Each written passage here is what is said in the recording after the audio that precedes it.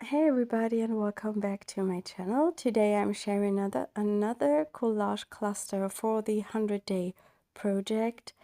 It's day 11 and I have this little envelope that I've cut from an old book page. There is already a video up, or more videos up on my channel, where I talk about what I'm doing for the 100-day project, and I'm going to link that up in the top right corner info card so you can check that out. I picked a lovely paper scrap, which is a jelly print that I've made with pan pastels, and I've used metallic pan pastels and stencil, and I think that matches that color of that envelope quite nicely. And last time I made a base with a stamp from our Mix It Up 7 stamp set, which is a vintagey kind of card element, and I think it would be really nice to use the same stamp on this paper, and then cut that out and use it as a base for today's collage cluster. I'm going to stamp this with a StayZone. I did this video in German and I was talking through the process, so sometimes it might be a bit weird that my hands are doing something and it does not match what I'm saying. Here is the other element that I've made, where I've used also that same stamp as a base, and it has a nice size and I really like that. Sometimes I'm cutting out circles, sometimes I just tear out bits of paper. It's always a bit different. Unfortunately, I've recognized here that my ink pad is empty, completely almost. You can see that because I did not get a very good stamp impression. So what I'm doing now, I'm re-inking this, and then I will use the other half of the paper.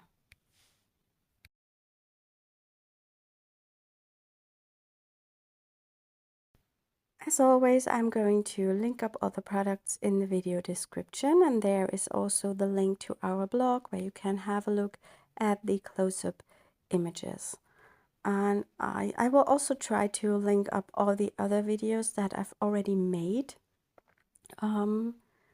with the same theme, so the 100-day project, so you can watch them if you are interested. Last Saturday I also put up a video for my mixed media play tier members, which had 3 of these days in one. I recorded 3 mornings where I made my collage piece, and I did not edit it. I just sent that right from my studio. So in case you're interested in some more videos, check out my membership. There are already a bunch of videos on there, not only the extra Saturday video, which comes every other Saturday. There are a bunch of bonus videos, and also the old videos from my Instagram membership I had last year or the year before, and it wasn't very comfortable on Instagram. Also uploading everything, and then I think for the subscribers to access the videos, and I think it's easier here on YouTube. I also made some playlists where everything is organized, so it's easy to find.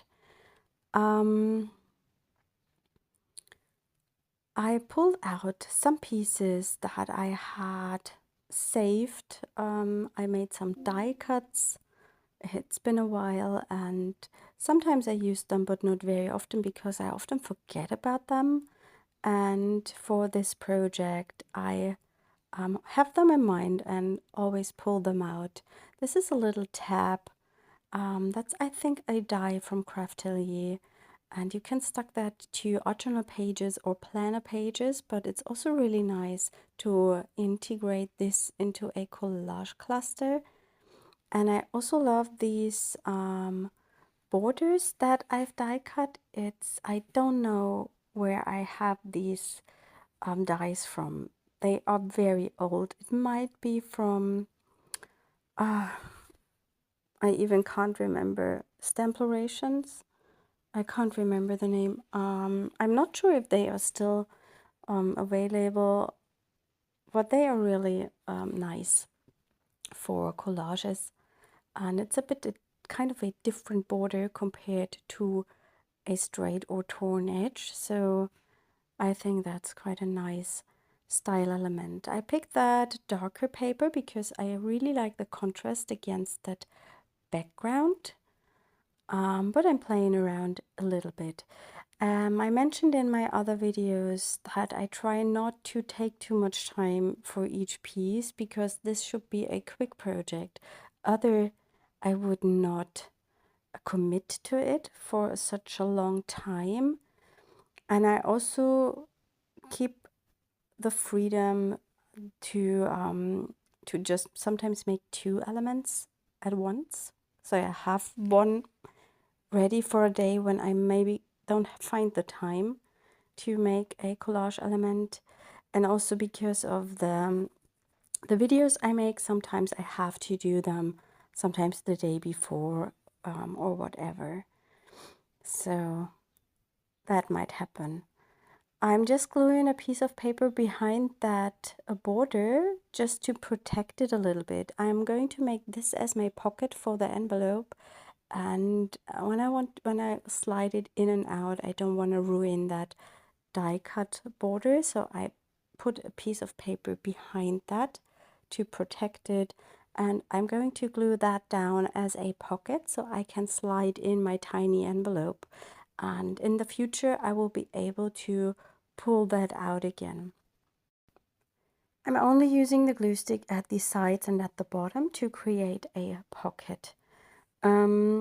The glue stick does need a bit of a drying time because you have about 30 seconds to remove whatever you've glued down, so in case you change your mind. So I'm not going to slide in that envelope now. I let that sit until it's completely dry. Next I want to add another piece of paper, and I'm going through my stash of the vintagey papers I have. This is a stationery paper, and I'm going to stamp the cone flower from that same set to it and use it just as an element to adhere to the background.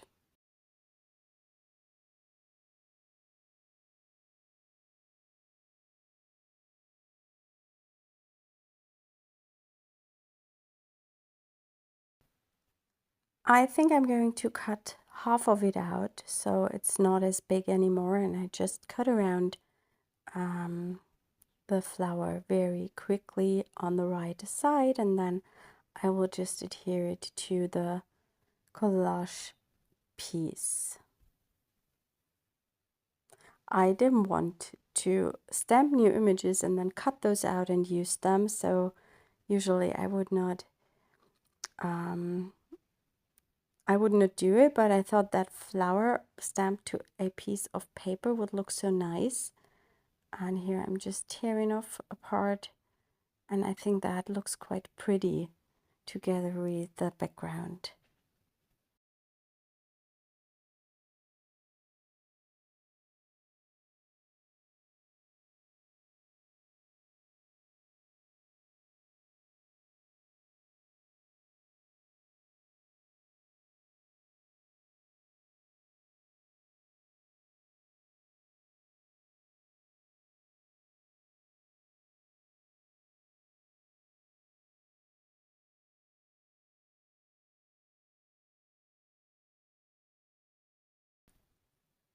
I definitely want to add more to that element because it's still a bit boring.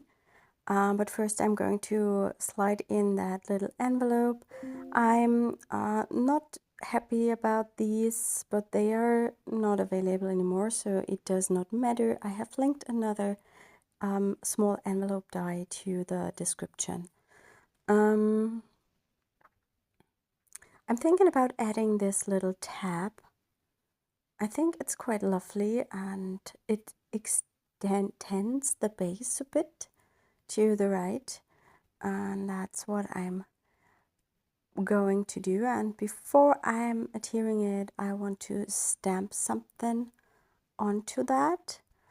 I think I'm using that word postcard from the postcard stamp set stamp. It's the Mix It Up 6 stamp set with that vintagey postcard in it, and I think I just stamped that postcard, which did not work quite nicely. Don't know why. My screen is very small when I'm editing, so I cannot see how it's looking here because it's so small. And I think I'm stamping either a word or a number now to that tab.